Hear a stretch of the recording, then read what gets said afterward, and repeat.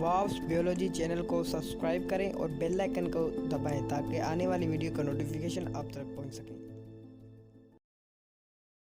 Heart ہماری body کا واحد آرگن ہے جو ہمارے پیدا ہونے سے مرنے تلک چلتا ہے اور ہماری باڈی میں نیوٹریئنٹس اور آکسیجنیٹڈ بلڈ سپلائی کرتا ہے۔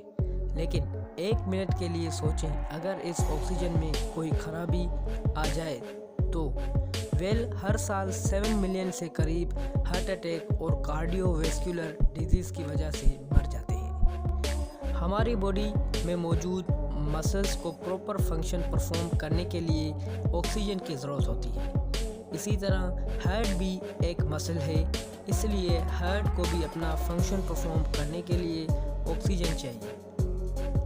ہارٹ اٹیک کے دوران ہارٹ کو پراپر آکسیجن نہیں ملتی، جس کی وجہ سے پراپر فنکشن پرفارم نہیں کر پاتی۔ آپ کے دماغ میں یہ خیال آتا ہوگا کہ آخر کار بلڈ سپلائی کیسے رک جاتی ہے؟ جیسا کہ ہم جانتے ہیں کہ ہمارے بلڈ کو جو ہارٹ تک پہنچاتا ہے اس کو ہم بلڈ ویسلز کہتے ہیں۔ اسی طرح ہمارے ہارٹ کو بھی آکسیجنیٹڈ بلڈ کی ضرورت ہوتی ہے۔ ہارٹ کو آکسیجنیٹڈ بلڈ پہنچانے والی ویسلز کو ہم کورونری آرٹری کہتے ہیں۔ جب ہم زیادہ کھانا کھاتے ہیں، فیٹ والا کھانا کھاتے ہیں، تو اس میں لپڈ ہوتا ہے جو ہماری کورونری آرٹریز کو نیرو کر دیتا ہے۔ جیسے جیسے ہم ایج کے ساتھ بڑھتے ہیں ویسے ویسے کورونری آرٹریز بھی نیرو ہو جاتی ہیں اور اس پہ بلڈ کلوٹنگ ہو جاتی ہے، جس کی وجہ سے آرٹری پراپر بلاک ہو جاتی ہے،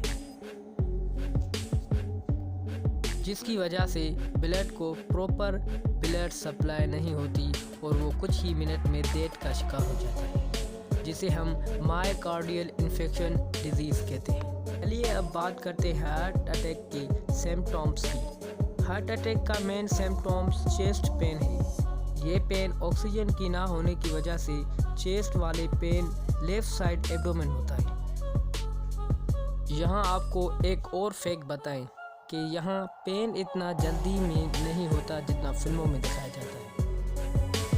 ہارٹ اٹیک کی ٹریٹمنٹ میں جس میں اسپرین اور نائٹرو گلیسرول ہوتی ہے۔ اسپرین بلڈ کو تھن کرتی ہے اور جیسے کہ نائٹرو گلیسرول جبکہ آرٹری کو کھولتی ہے۔ اس طرح ہارٹ مسل کو بلڈ سپلائی کرتا ہے۔ ہارٹ اٹیک کو روکنے کے لیے ڈائگنوز کرتے ہیں، جس میں ڈاکٹر ECG کرتے ہیں۔ ECG سے مراد الیکٹرو کارڈیوگرافک، جو کہ ایک ڈیوائس ہے جس کی وجہ سے ہارٹ کی الیکٹریکل سگنل کنٹینیوز ہوتے ہیں، جبکہ ڈاکٹر بلڈ ٹیسٹ بھی کرتے ہیں، جس میں آرٹری میں بیلون لگا کر آرٹری کو اوپن کیا جاتا ہے۔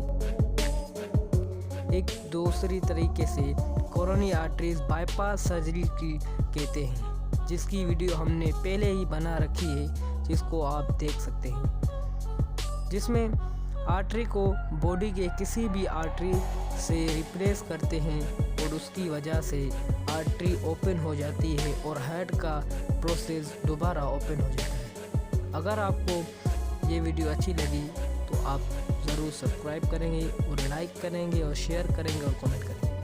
Thank you.